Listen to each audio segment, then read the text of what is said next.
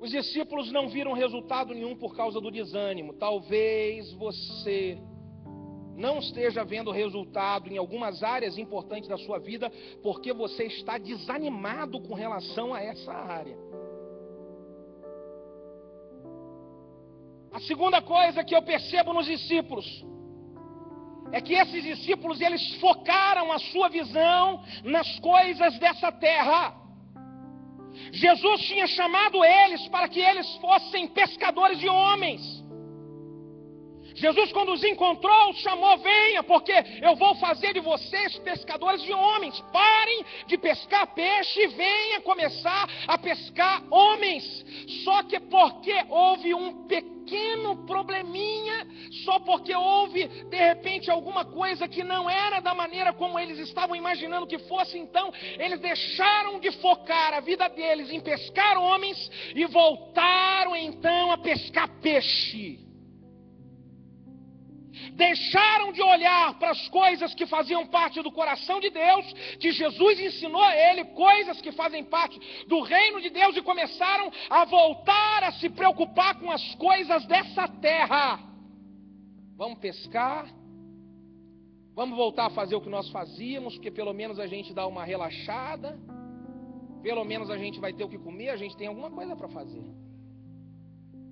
É impressionante como às vezes o desânimo bate e vem uma sequência. A Bíblia diz que um abismo chama a outro abismo. As pessoas, elas começam a ficar desanimadas e sorrateiramente as coisas do mundo começam a entrar. E às vezes a pessoa estava tão ligada nas coisas espirituais, tão ligada no discipulado, na célula, em participar dos projetos da igreja, vivenciar com as coisas da igreja, mas sorrateiramente o diabo vem fazendo a pessoa, por causa do desânimo que você não venceu, o diabo vem sorrateiramente fazendo agora você voltar a fazer as coisas dessa terra.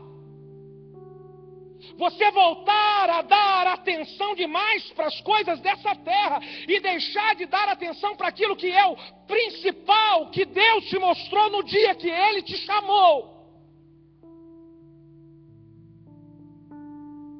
Os discípulos, eles focaram o seu olhar nas coisas da terra, e muitas pessoas esquecem o princípio que Jesus ensinou. Buscar em primeiro lugar o reino de Deus e a sua justiça, e depois todas as demais coisas vos serão acrescentadas. Esses discípulos, eles estavam tão focados nas coisas da terra, e mostra essa realidade.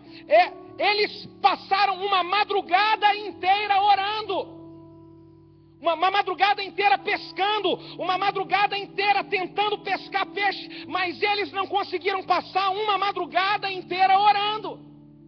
Você lembra quando Jesus estava antes de ser crucificado no Getsêmani, que ele virou para os discípulos e falou: vocês não conseguem vigiar nem minuto, orai e vigiai para que não entrem em tentação. E Jesus vai orar, e quando volta está os discípulos dormindo.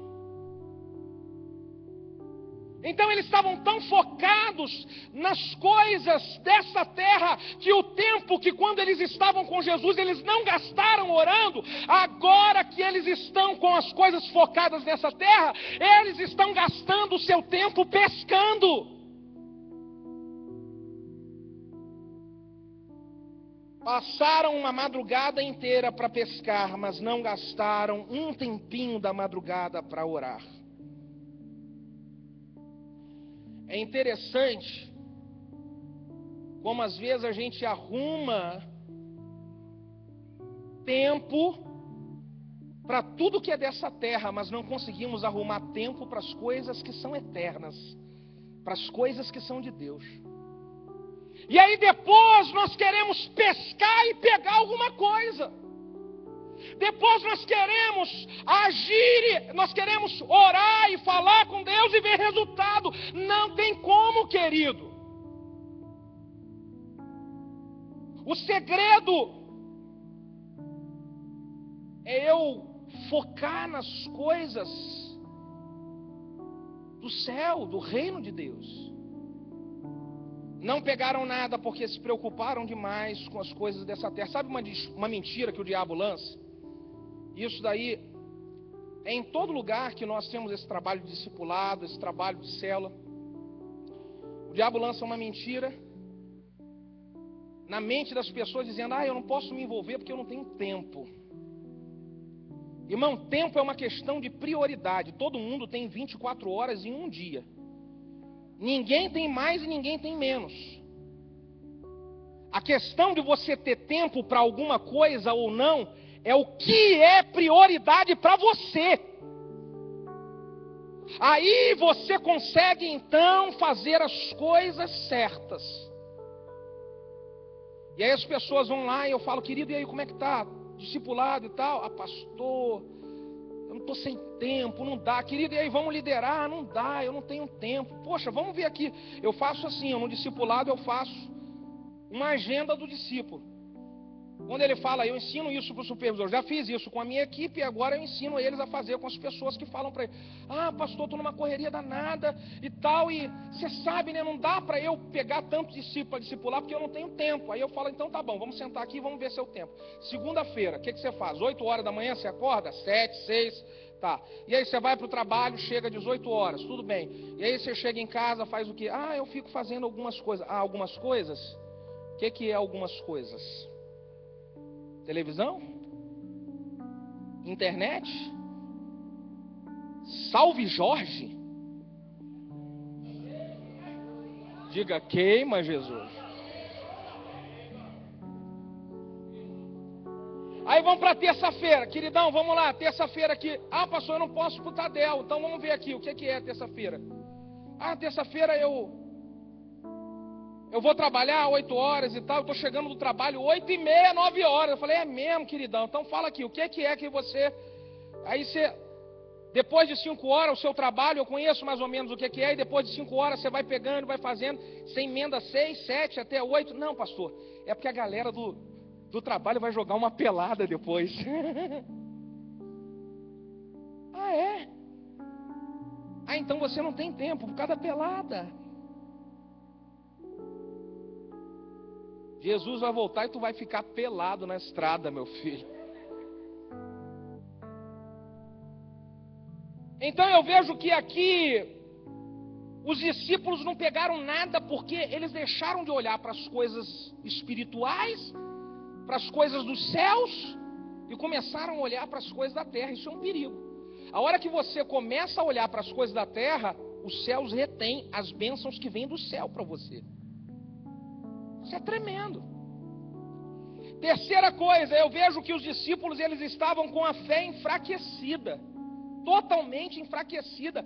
Eles não reconheceram nem Jesus. Jesus apareceu perto deles. Jesus andou com eles 3 anos, irmãos. Era para eles lado a lado, juntinho. Era para eles conhecer até o cheiro de Jesus. Era para conhecer tudo. E aí Jesus chega perto deles, conversa com eles, diz a Bíblia: eles ainda não reconheceram, eles ainda não tinham reconhecido que era Jesus que estava com eles. Por que não reconheceram? Fé enfraquecida. Existem muitas coisas que acontecem na nossa vida, muitas coisas que Deus está fazendo na sua vida, e porque a sua fé está enfraquecida, você não está reconhecendo que é Deus, você não está reconhecendo que é a graça, que é o amor de Deus, você não consegue reconhecer olhando para trás no que o Senhor já fez na sua vida. A fé enfraquecida, ela nos cega. As pessoas com a fé enfraquecida, elas não conseguem ver o que Jesus um dia fez por elas, ou o que alguém um dia fez por elas. E aí elas começam a atropelar e a só fazer burrada. Ela esquece de quem ela era, como que era a vida dela quando ela conheceu Jesus. Como que foi o investimento de alguma pessoa na vida dela? Esquece. O diabo lança uma amnésia espiritual nas pessoas. E por causa da fé enfraquecida, as pessoas, elas literalmente esquecem tudo o que um dia elas experimentaram na caminhada com Deus. O que Deus fez, o que as pessoas fizeram, o cuidado, o investimento, a oportunidade, o amor, o carinho.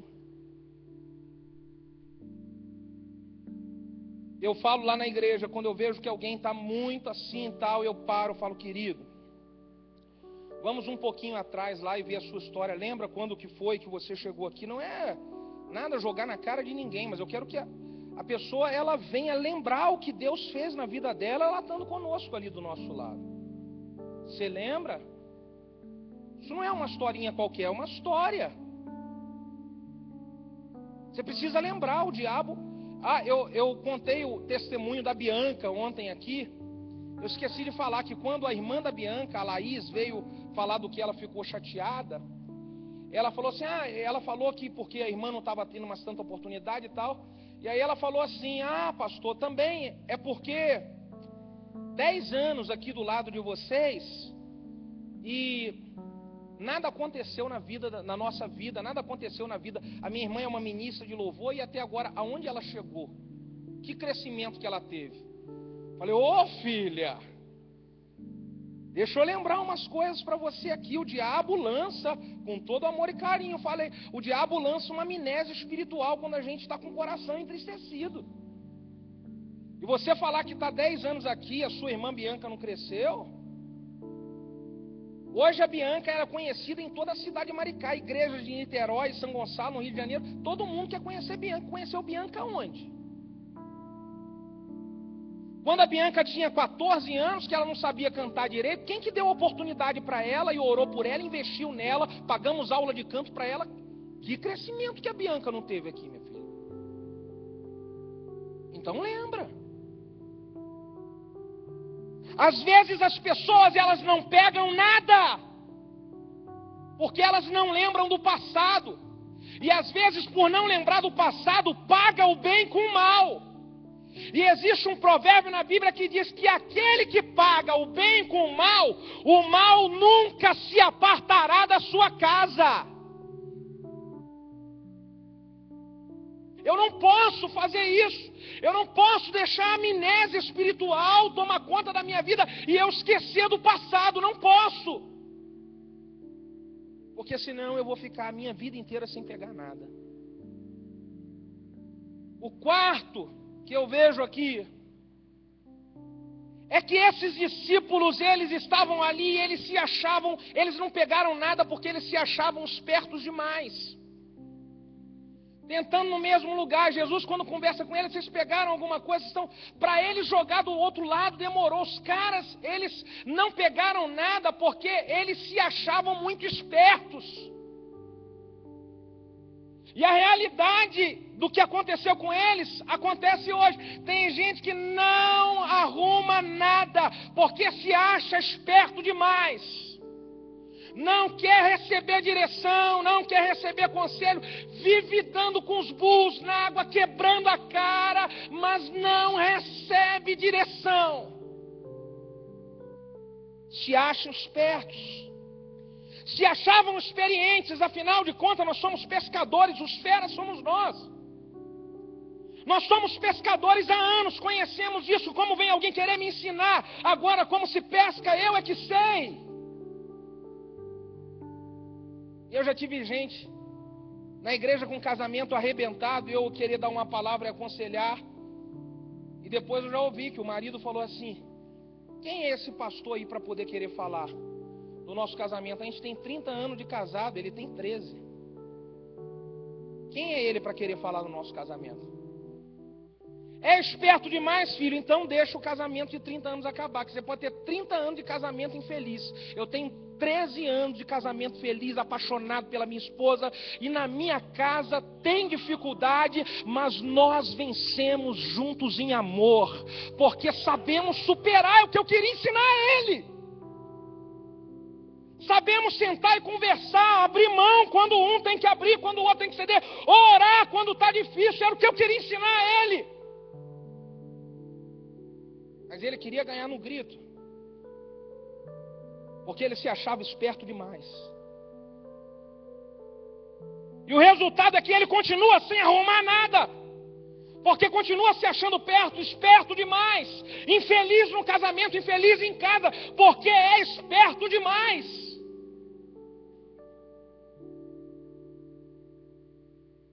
Às vezes a pessoa, ela se acha esperta demais no ministério. Eu tenho 25 anos, 30 anos, nenhum problema quanto a isso. Você pode ter 50 anos, maravilha, glória a Deus, você é um grande servo, uma grande serva do Senhor.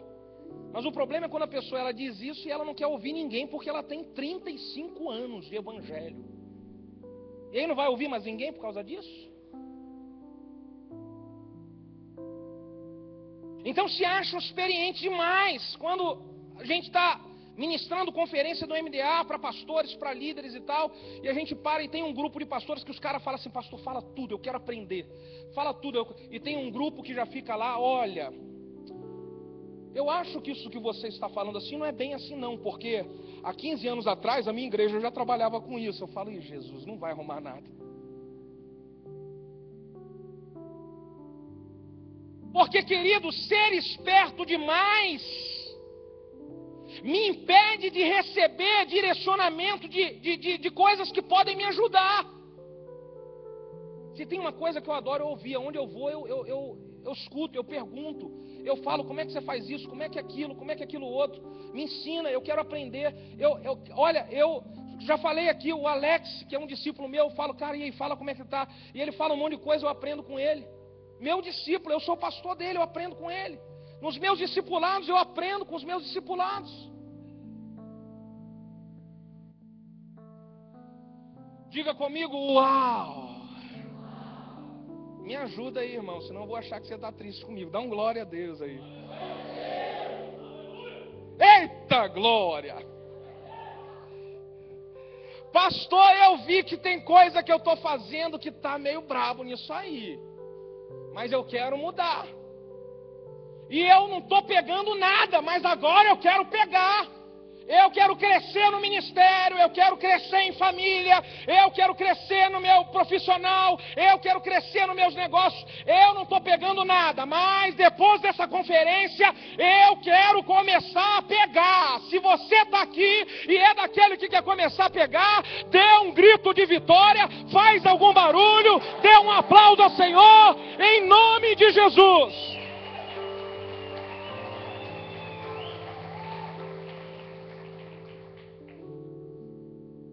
É legal você fazer essa vibração, porque agora a faca vai entrar mais profundo. Tu está preparado? Pergunta para quem está do seu lado: tu está preparado? Pode mandar, irmão? Então bate no peito e fala: manda. Pastor, o que é que eu preciso fazer para começar a pegar algumas coisas? Vamos ver eles. A primeira madrugada eles não pegaram nada, mas depois eles pegaram, sim ou não? Quantos peixes? Pequenininhos? Como? Se perderam? Nenhum. Então o que eles fizeram para poder pegar? Vamos ver. Primeira coisa, se eu quero começar a pegar e a mudar as coisas na minha vida, eu vou precisar de falar a verdade. 100% a verdade. Jesus virou para eles e falou: e aí, meus queridos, pegaram alguma coisa? O que é que eles falaram? Nada.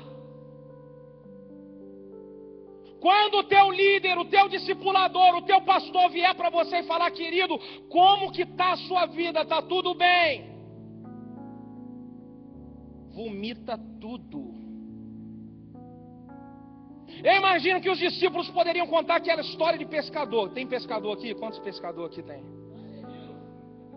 Vocês contam mais história de pescador aí de vez em quando? Cara, peguei assim 15 quilos de peixe e tal barco veio. E você passou na peixaria, né, meu filho? E aí, quando Jesus perguntou para os discípulos: o que vocês pegaram? De repente Pedro poderia dizer: tem uma meia dúziazinha de xererete aqui, 2 espadas. Não pegamos nada. Se você quer começar a experimentar mudança na sua vida, você vai precisar de começar a falar a verdade para os seus líderes, reconhecer a sua realidade, fazer uma tua análise da sua vida, do teu casamento, do teu ministério, da tua vida com Deus, da tua vida profissional e ser realista. Como que você está? Você está bem, você está mal ou está tudo feio? Às vezes você vai discipular uma pessoa, você quer ajudar ela e fala: e aí, querido, como é que tá? Tudo bem, pastor, tudo na bênção, graças a Deus. No dia anterior o pau quebrou dentro de casa, voou prato para um lado, copo para outro. A mulher está dormindo na sala já há uma semana e ele no quarto e tal, e pesquisando mulher na internet. Tudo bem, pastor, aleluia. Reconhecer a realidade. Não pegaram nada. Chega, irmão. É preciso, se queremos ser curados, nós precisamos abrir o nosso coração e mostrar a realidade. Se você quer viver uma vida onde você vai ter crescimento e conquista, é preciso parar de viver de aparência. Para deixar de viver de aparência, você vai precisar de ser transparente e contar tudo. Não tem como alguém te ajudar se você não expor. Você vai no médico. E o médico, a primeira coisa que ele faz, antes de te receitar o remédio, ele pede o quê? Exame. Faz isso, faz aquilo, faz aquilo. Ele precisa descobrir o que você tem. E quando ele não descobre o que você tem, a pessoa ela fica tomando um remédio, tomando outro, e vai ali, vai lá, e não melhora nada. É assim ou não é assim, meu irmão? Porque primeiro precisa descobrir aonde que está o centro do problema.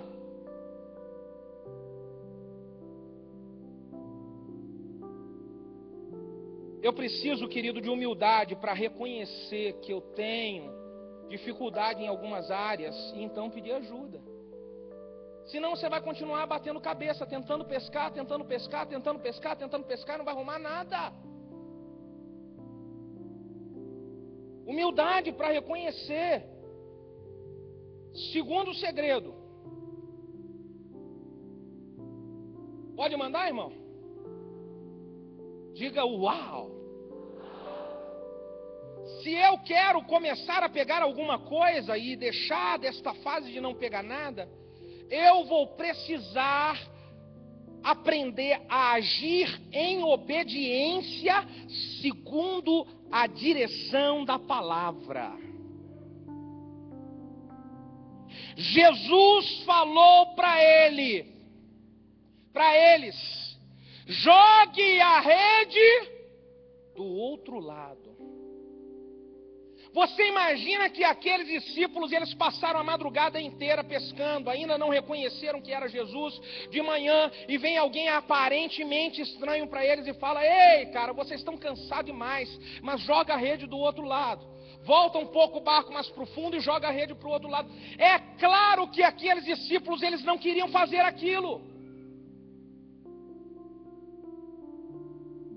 Mas se eu quero pegar alguma coisa, eu vou precisar de agir em obediência à direção da palavra, mesmo que seja contra a minha vontade. Porque tem gente que fala assim: pastor, eu sou obediente. Mas é obediente até onde ele concorda. Quando você fala uma coisa que ele não quer, já deixou de ser obediente. Eles já estavam cansados, mas obedeceram. Eles precisaram lançar a direção do outro lado, a direção de Deus. Querido, toda vez que você lança a sua atitude em cima de uma direção de Deus, de uma direção da palavra de Deus, o que você fizer nunca vai ser em vão, sempre vai gerar resultado. Vale a pena obedecer. Obedecer é uma bênção de Deus para a sua vida. Diga para quem está do seu lado: vale a pena obedecer.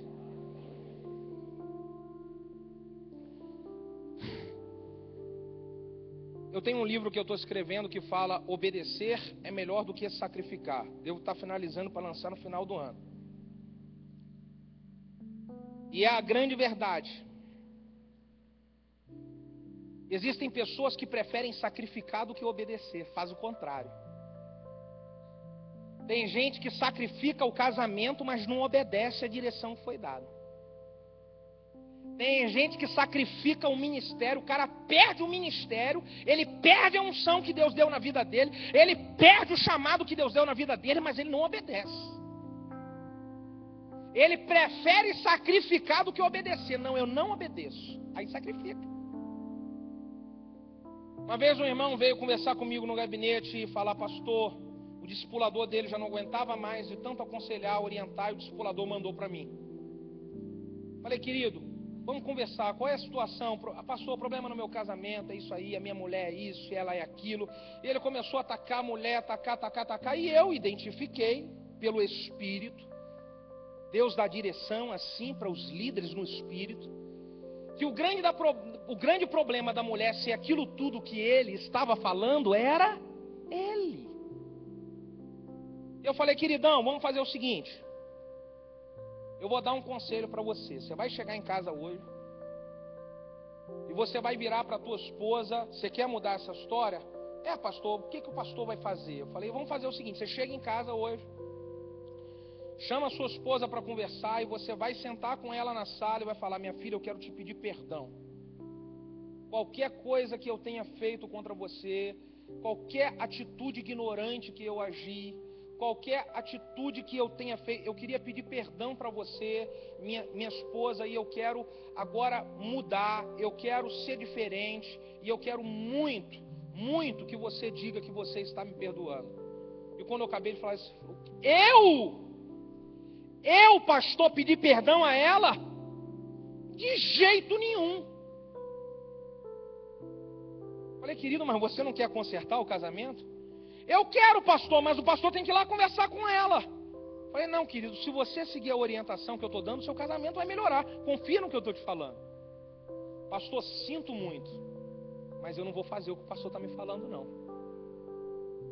Então sacrifica, filho. E está cheio de gente preferindo sacrificar do que obedecer. Nas mais diversas áreas da vida, as pessoas preferem pagar o preço de perder o casamento, de perder o ministério, de perder o trabalho, de perder a unção, de perder a graça, de perder os amigos.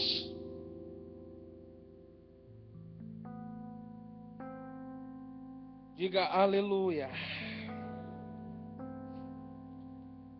Terceiro segredo, por que aqueles homens eles começaram a pegar alguma coisa? Eu vejo que se nós queremos começar a pegar alguma coisa novamente, precisamos tentar de novo com uma atitude diferente. Só de um lado, só de um lado, só de um lado. Querem pegar alguma coisa? Jogue do outro.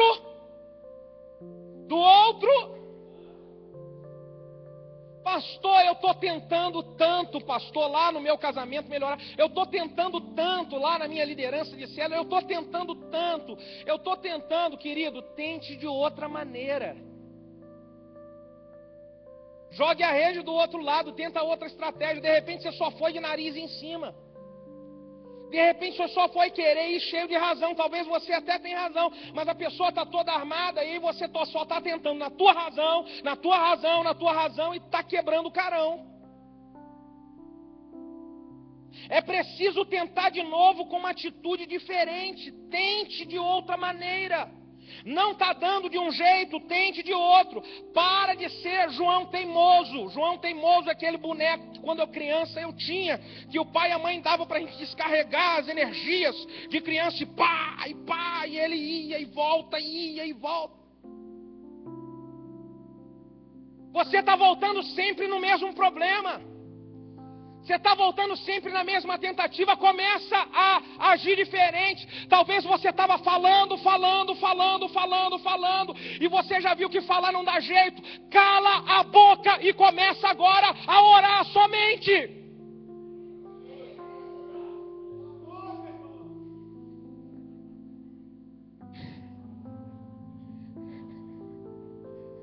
Diga uau.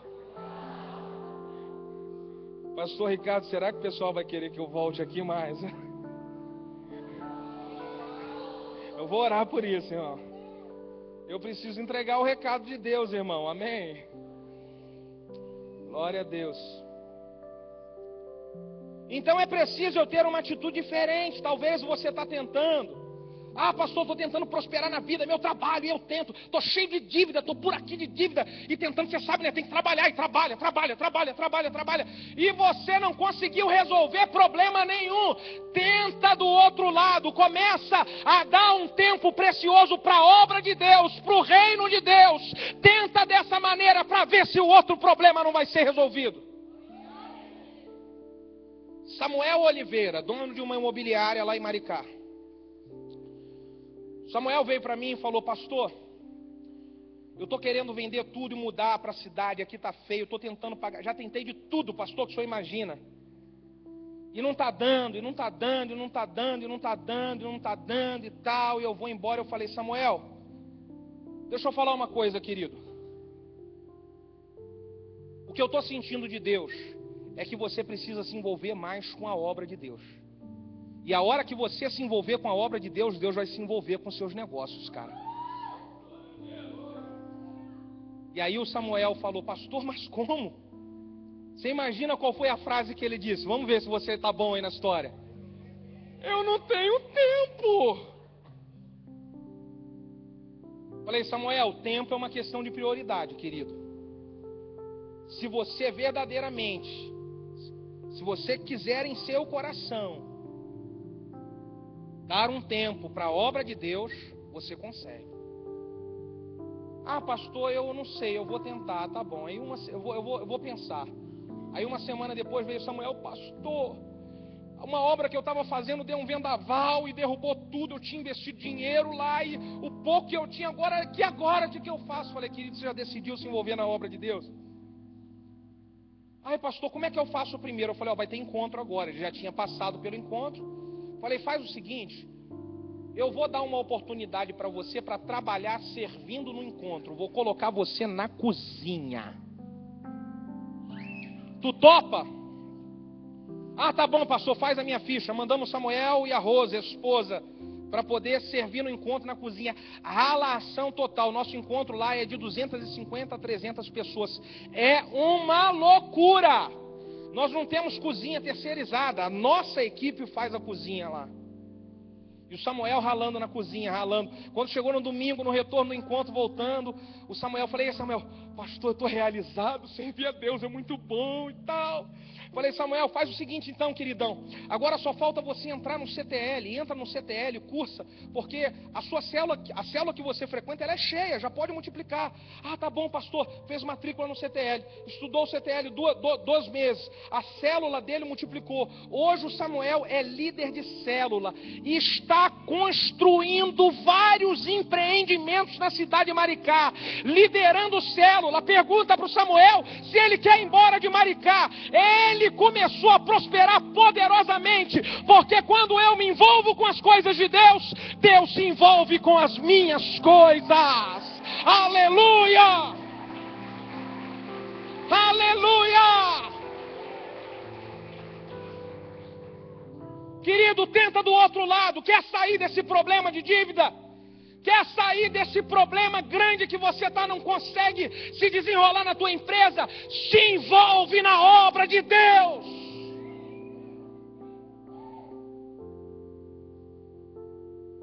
Quatro, posso falar, irmão? Então fala, manda. Se eu quero começar a pegar alguma coisa e mudar a história na minha vida, eu preciso aprender com os discípulos que eu não posso esperar um agir em cima do óbvio. Como assim, pastor? Aqueles homens, eles passaram a madrugada inteira tentando pescar no lado onde eles sabiam que dava peixe. Eles sabiam que aquele era o lado, e Jesus vem e fala: não é desse lado, é do outro lado. Se você quer começar a pegar alguma coisa na sua vida, para de ficar colocando a sua expectativa em alguma coisa que é o óbvio do resultado que você precisa. O agir de Deus nunca vai vir em cima daquilo que nós estamos esperando que vai vir. O agir de Deus, ele sempre vai nos surpreender de alguma maneira. Deus está sempre fazendo coisas novas que nós nem imaginávamos que iria acontecer. Porque quando nós ficamos esperando em cima do óbvio, a gente marca só, não aquilo, a bênção, oh, aleluia, eu estou orando pelo titio, o titio que tem a poupança gorda, o titio vai ser a salvação. Oh, Espírito Santo, toca no coração dele, ele é minha saída, oh, toca. Esquece o titio e lembra de Deus. É Ele que vai mandar de uma maneira, de um lado que você nem espera. Ai, pastor, a minha célula vai multiplicar com o Joãozinho. É o Joãozinho. Rapaz, aquele cara é. E aí eu estou tentando, Joãozinho. É o Joãozinho. E tem o Josézinho, a Mariazinha e aqui. E Deus está ali com fogo em cima deles, falando: é eles. E você está esperando que a sua célula vai multiplicar aqui. E tal. É por isso que nós ensinamos lá na nossa igreja: não existe um líder em treinamento. Todos são líderes em treinamento. Porque Deus surpreende. Ele pega alguém que não é nada e Ele coloca sobre uma posição de honra e de exaltação para poder mostrar que Ele confunde os sábios. Deus faz loucura demais, irmão. Deus faz loucura demais. O Aderbal, ele é um supervisor de área que hoje tem 17 células. O Aderbal, ele começou a frequentar a célula na minha casa. E a gente chegava lá, tinha umas 15 pessoas. Tinha até pastor frequentando lá a célula na minha casa, até pastor. E aí a gente falava assim: Aderbal, faz uma oração, Aderbal, pela oferta. Eu não, pastor, não, eu tenho vergonha. Aderbal, ajuda a preencher o relatório. Não, pastor, minha letra é feia. E tinha até pastor crente antigo, crente lá da época dos dinossauros mesmo, sabe? E o Aderbal novinho lá. Aderbal, vamos para o encontro, Aderbal. Não tenho vontade. Um dia o Aderbal foi para o encontro. Voltou do encontro. E aí já orava na célula. Aderbal, ora. Senhor meu Deus, abençoa essa oferta em nome de Jesus, amém. Aderbal, faz o CTL. Pastor, eu acho que eu vou fazer assim.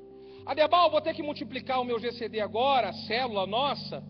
E existe um grupo de pessoas, tinha mais líderes ali capacitados, mas o grupo de pessoas bem grande que estava na minha célula morava no bairro onde o Aderbal morava. Aí eu falei: Aderbal, vamos multiplicar? Só, queridão, que eu não quero multiplicar com ele. Ai, pastor, mas eles e tal. Eu falei: não, querido, vamos multiplicar. Você abre a porta da sua casa para você ser um anfitrião, vamos multiplicar com você e tal, você é o líder. Pastor, eu não sei se eu vou dar conta não. Eu falei: vai sim, querido, dá. Aderbal começou a liderar. Querido, eu nunca vi isso. Em um ano, o Aderbal multiplicou 12 vezes. Em um ano, ele multiplicou 12 células. Hoje o Aderbal tem 17. Quando ele multiplicou as 12 na conferência do ano passado, nós ungimos ele como supervisor de área. Esse período agora, do ano de 2013, o meu discipulado com o Aderbal está sendo tratado, sabe por quê? Ele está frustrado, porque ele só multiplicou 5. E aí ele está triste demais. Ele: pastor, alguma coisa está acontecendo. Eu falei: querido, é assim mesmo que aconteceu com você, foi um milagre. 12 células em um ano é uma vez por mês, irmão. E foi o que o camarada fez.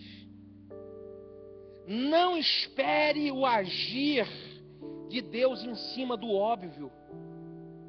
Deus, Ele com certeza, Ele vai te surpreender de alguma maneira. Diga aleluia. Aí então aqueles discípulos fizeram tudo o que era certo para voltar a pegar alguma coisa. E graças a Deus que você que está aqui também já está começando a fazer tudo certo para voltar a pegar alguma coisa, amém? Então vamos ver como é que vai ser a sua pescaria. Como que foi a pescaria deles? Você vai voltar a pegar alguma coisa, sim ou não? Então diga uau! Como que eles pegaram? Vamos voltar para o texto, versículo 11. Então entrou Simão Pedro no barco, puxou a rede para a terra, e a rede, ela estava o que, meu irmão? Mãozinha para o alto e diga: rede cheia. Diga: a partir de hoje, a minha rede, em todas as áreas, vai ficar muito, mãozinha, cheia. Diga: cheia, cheia, cheia de bênçãos espirituais, cheia de discípulos, cheia de conversão, cheia de vitórias nas famílias aonde os casamentos serão restaurados, cheias de bênçãos profissionais, cheias de bênçãos financeiras, cheios de milagres. A sua rede, a partir de hoje, ela vai ser cheia.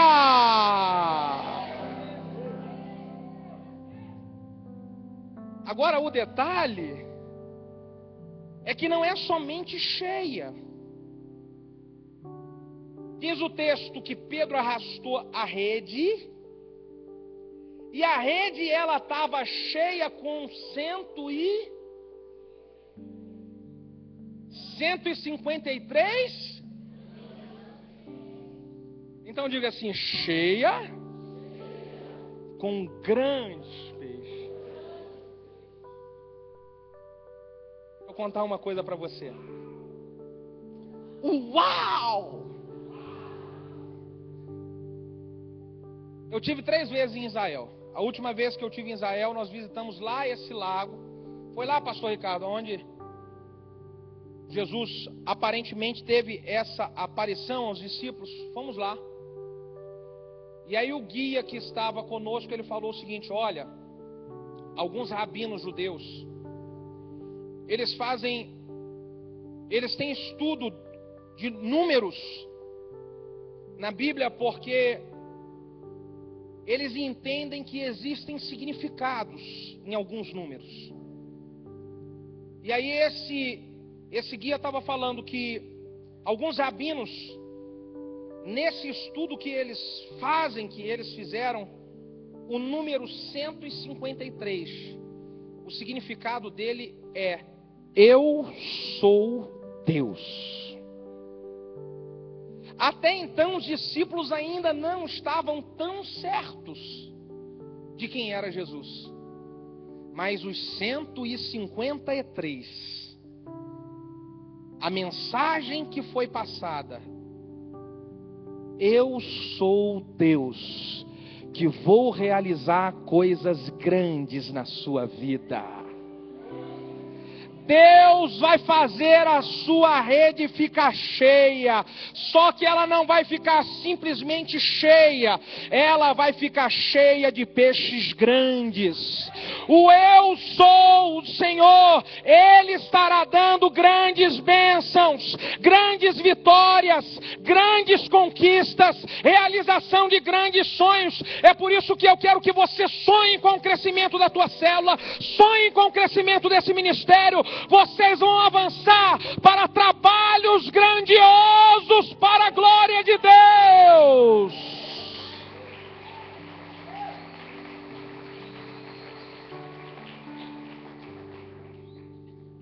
E não para por aí.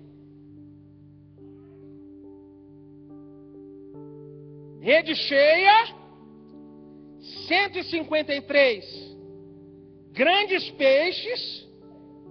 E ele puxou para o barco, e o texto diz: e a rede não se rompeu. Querido, ninguém gosta de conquistar a vitória e perder. Ninguém gosta de conquistar a vitória e ela sair pelo ralo. A bênção que Deus dá, ela enriquece, não acrescenta dores. A bênção que Deus, Ele entregar nas suas mãos, vai ser uma bênção que não vai se perder. Deus é aquele que abre porta e ninguém fecha, que fecha a porta e ninguém abre. Eu quero declarar uma palavra profética aqui sobre esse ministério, sobre a sua célula, sobre a sua rede e sobre a sua vida. Tudo aquilo que Deus enviar como vitória para vocês, o maligno não vai roubar, o maligno não vai tocar a pata dele. Tudo que ovelha que Deus enviar para vocês entrando pelas portas dessa igreja, nunca mais irá sair desse lugar. Só irá sair se fosse enviado para ser pastor, pastora, abrir igreja e enviado. Toda ovelha que Deus vai dar para você, nenhuma delas vai se perder. Nenhuma delas vai se perder. Se você toma posse dessa palavra, se levanta do seu lugar, levanta vibrando, dando glória, faz um barulho de vitória. Se expresse em vitória a Deus.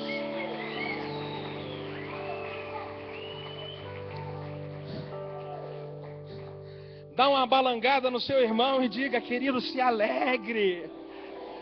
A sua rede está cheia. São grandes peixes. Uau!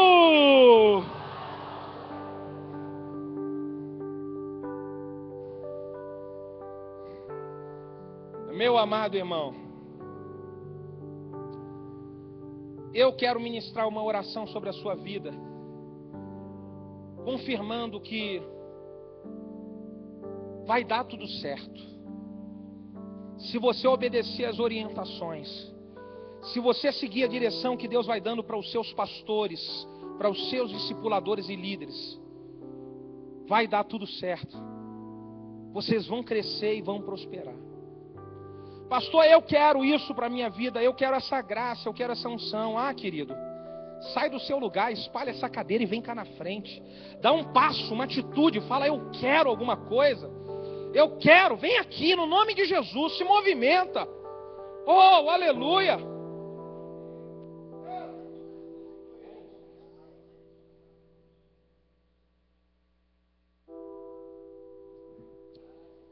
Oh, aleluia.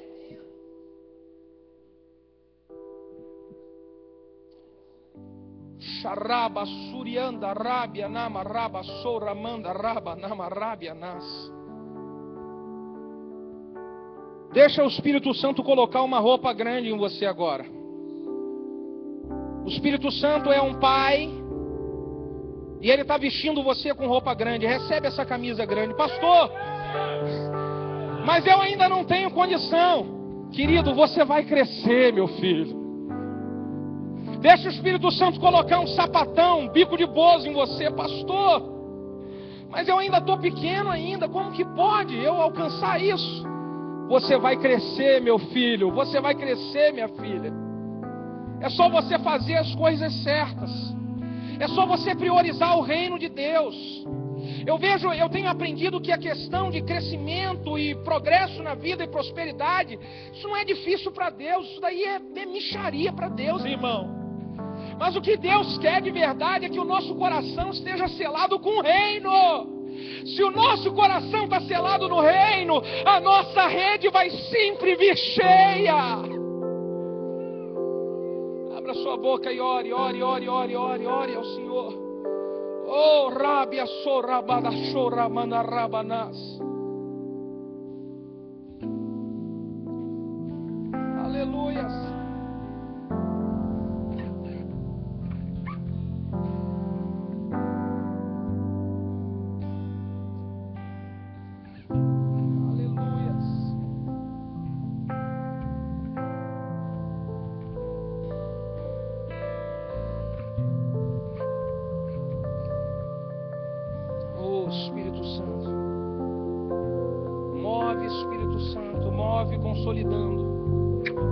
Consolidando esta palavra em nossos corações, na nossa vida. Move, Espírito Santo. Move, Espírito Santo, move. Move, Espírito Santo, no meio do teu povo. Move no meio do teu povo. Deixa os sonhos de Deus brotar sobre o seu coração. Imagine os seus grandes peixes chegando. Como seria bom você nesse momento orar em línguas estranhas e deixar o Espírito Santo já interceder por esta grande vitória que você nem sabe ainda de onde ela virá, como ela virá e qual será essa vitória e qual será esse grande peixe. Ora línguas estranhas e deixa o Espírito Santo interceder com gemidos inexprimíveis por você. Ora, fala línguas estranhas agora. Xarabadabassora mandará, rábia sorramianda rábia ramanama rábia soramanda ramanama ras, a rábia ramanama soramanda rábia ramanama rabanama ramanama ramanas. Fala, querido, fala com Deus, fala com Deus, fala com Deus.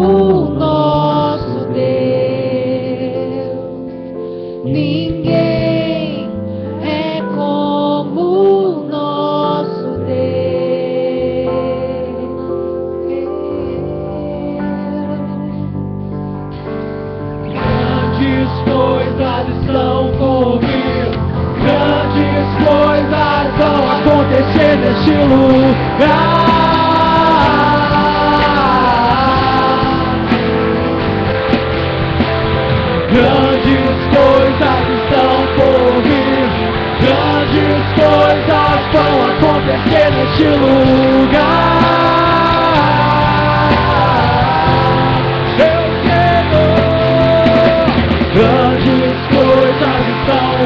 vir.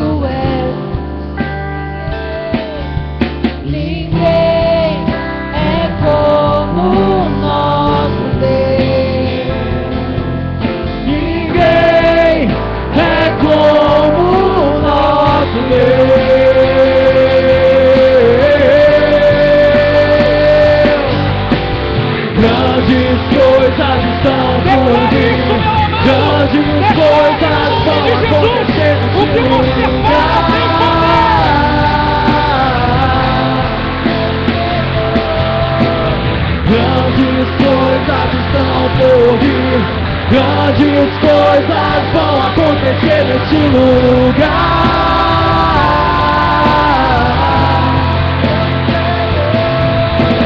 Grandes coisas estão por vir. Grandes coisas vão acontecer.